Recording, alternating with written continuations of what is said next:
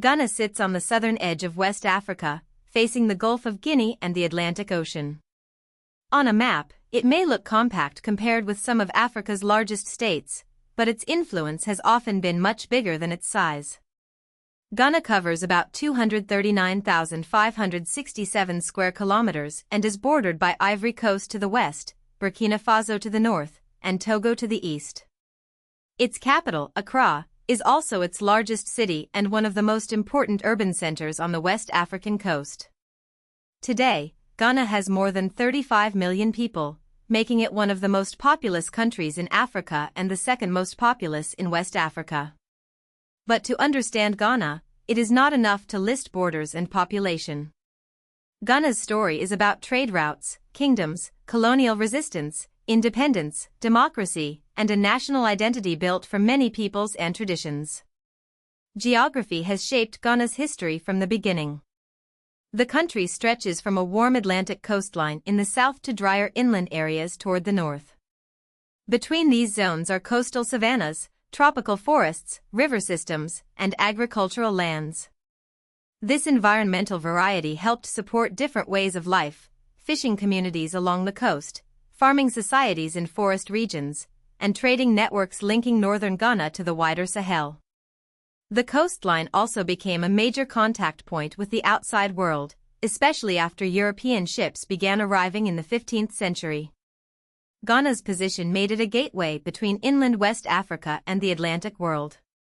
That geography brought wealth and exchange, but also conflict, conquest, and exploitation. The same coast that connected Ghana to global trade would later become a key stage in European colonial competition. Long before modern Ghana existed as a state, the region was home to organized kingdoms and political systems. In the south, Bonoman was one of the earliest Akan-related states, with roots going back to around the 11th century. It was connected to trade in gold and other goods, and it helped shape the development of later Akan societies. In the north, the Kingdom of Dagbon emerged as a major political and cultural center. Dagbon developed institutions of leadership, oral tradition, and social organization that remain important in northern Ghana today. These early states show that Ghana's history did not begin with European arrival. There were already complex societies, rulers, merchants, farmers, and spiritual systems. Power was local and regional, but connected through trade and culture to wider West African networks. Over the centuries, several Akan kingdoms grew in the forested south, and among the most powerful was the Asante Empire. The Asante built a strong political system centered on the Asantehene, or king, and developed a reputation for military strength, gold wealth, and administrative skill. Gold was especially important. It was not just a metal for ornament, it was a source of power, diplomacy, and economic influence. The Asante state linked local communities into a broader imperial structure, using both military organization and shared political symbols. Other Akan kingdoms also played important roles in trade and regional politics. These societies were not static. They adapted to changing opportunities and threats, including trade with Europeans on the coast. By the time Britain became deeply involved in the area, it encountered African states with their own ambitions, rivalries, and histories of resistance. European involvement began in the 15th century, when Portuguese traders arrived on the West African coast. They were followed by other European powers, each competing for trading rights and strategic positions. Forts and trading posts appeared along the coast, and the region became known to Europeans as the Gold Coast because of its association with gold. But trade also became tied to the Atlantic slave trade, one of the most devastating chapters in the region's history. Coastal forts were not simply commercial buildings, many became sites of human captivity and forced transportation. European powers competed with one another, but they also negotiated, fought, and traded with African authorities. Over time, British influence expanded. By the 19th century, Britain had established control over much of the coast, setting the stage for formal colonial rule. The borders of modern Ghana did not appear all at once. They were shaped through more than a century of conflict, treaty-making, colonial expansion, and resistance. Britain eventually controlled 4 major territories that would later be brought together: the Gold Coast Colony, Ashanti, the Northern Territories, and British Togoland. Each of these areas had different histories and relationships with British power.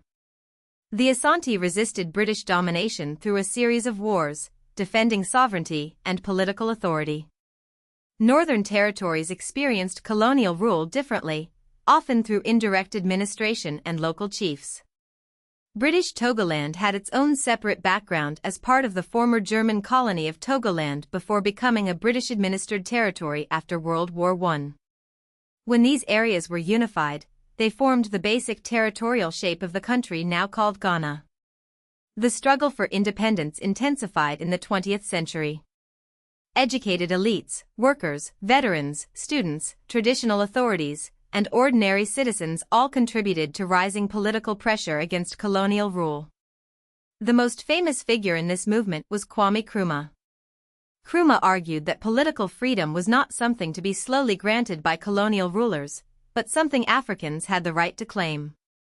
His movement connected local grievances with a broader vision of African liberation.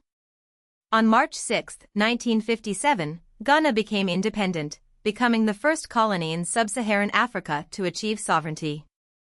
This moment mattered far beyond Ghana's borders.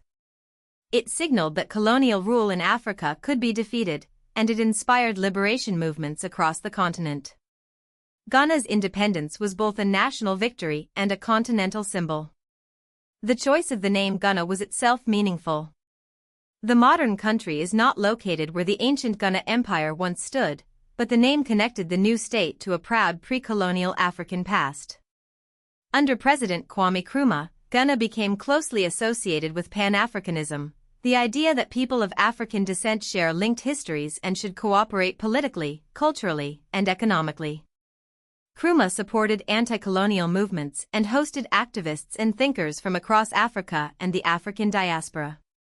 He believed Ghana's freedom would be incomplete unless the rest of Africa was also free. This made Ghana one of the leading voices in decolonization.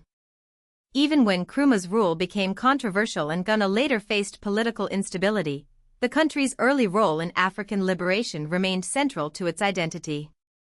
Ghana is a multi-ethnic country, meaning no single community defines the nation by itself. The Akan are the largest ethnic group, but they form a plurality rather than an overwhelming majority. Other groups, including peoples in the north, east, and along the coast, contribute to Ghana's languages, customs, music, food, and political life. This diversity is one of Ghana's defining features. English is used as an official language, largely because of colonial history, but many Ghanaian languages remain central to daily life and identity. Ethnic and regional diversity can be politically sensitive in any country, yet Ghana's national culture has often emphasized coexistence and shared citizenship. The idea of being Ghanaian sits alongside local identities, rather than completely replacing them. Religion is another major part of Ghanaian society. Most Ghanaians identify as Christian, with Christians making up about 71.3% of the population.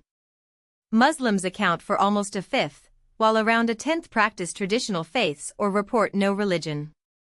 These numbers tell only part of the story.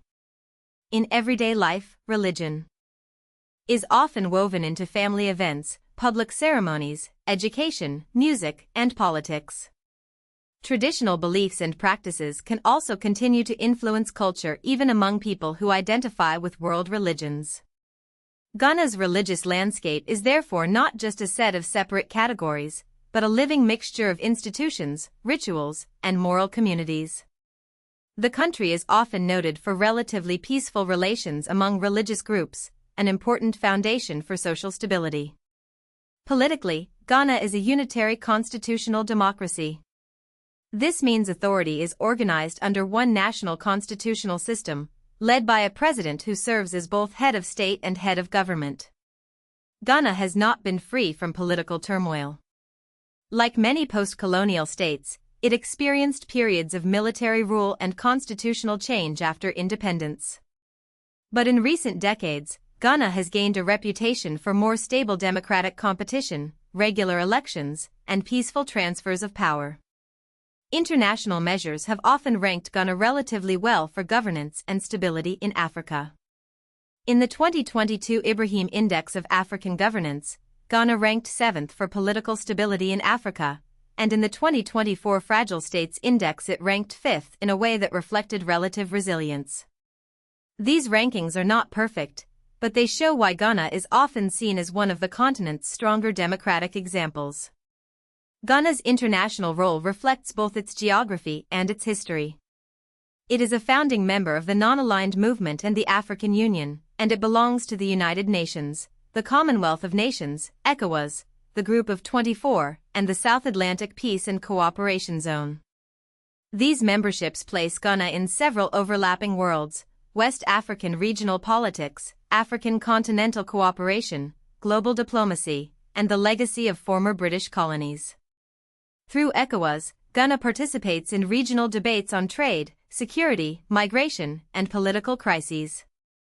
Through the African Union, it remains connected to the Pan-African ideals that were so important at independence. Ghana's global identity is therefore not only that of a country on the Atlantic coast, but of a state that helped define modern African sovereignty. Ghana's story brings together many layers: ancient kingdoms, Atlantic trade, colonial conquest, resistance, independence, diversity, democracy, and diplomacy. It is a country shaped by its coast, its forests, its northern savannas, and its place between local tradition and global connection. Its independence in 1957 turned it into a symbol for a changing Africa, while its modern political system has made it a reference point for democratic stability in the region. Like every country, Ghana faces challenges, but its historical weight is undeniable. To understand Ghana is to understand a key part of West Africa's past and Africa's modern political imagination. It is more than a place on the map, it is one of the countries that helped announce a new era for an entire continent. If you found this helpful, please like this video and subscribe for more explainers.